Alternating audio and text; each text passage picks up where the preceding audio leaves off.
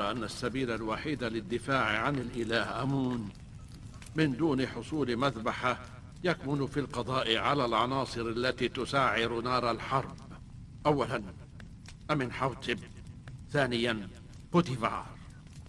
نحن نبحث عن رجل يكون موضع ثقتنا ليؤدي هذه المهمة، فيدخل السرور على قلب الإله آمون. لا أستطيع أن أفعل ذلك أبدا. لا أستطيع. أنت تعلم جيدا أنني الكاهن الأعظم في جميع معابد آمون، أوليس ذنب من نصب العداء لأقرانه أعظم من ذنب سائر الناس؟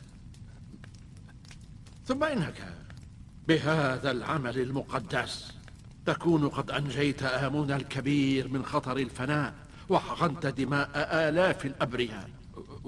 وماذا عن حقن دمائي أنا؟ ماذا عن دماء عيالي وأولادي؟ لن يتهددك وعائلتك أي خطر.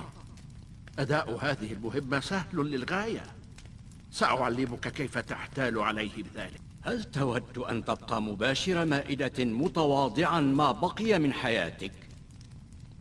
ألا يجدر بك أن تكون على خزائن مصر أو رئيس الزراعة فيها؟ أنا على الخزائن؟ رئيس الزراعة في مصر؟ أضف إلى ذلك مئات من قطع الذهب التي ستغنيك عن العمل حتى آخر يوم من أيام حياتك. كم قطعة من الذهب سأنال بالتحديد؟ 1000 قطعة تكفيك. 1000 قطعة، 2000 من الذهب.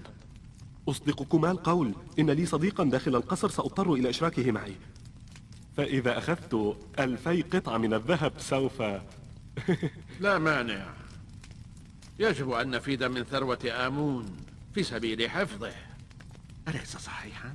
يا عالي المقام، هب أنني لم أوفق لسبب من الأسباب فقبض علي متلبسا بالجرم، ما الذي سيحل بعيالي وأولادي حينها؟ إذا قبض عليك فإياك أن تكشف علاقتك بي أو بكيموني وكبراء المعبد، وفي المقابل سيكون عيالك وأولادك في حفظ ورعاية الإله آمون.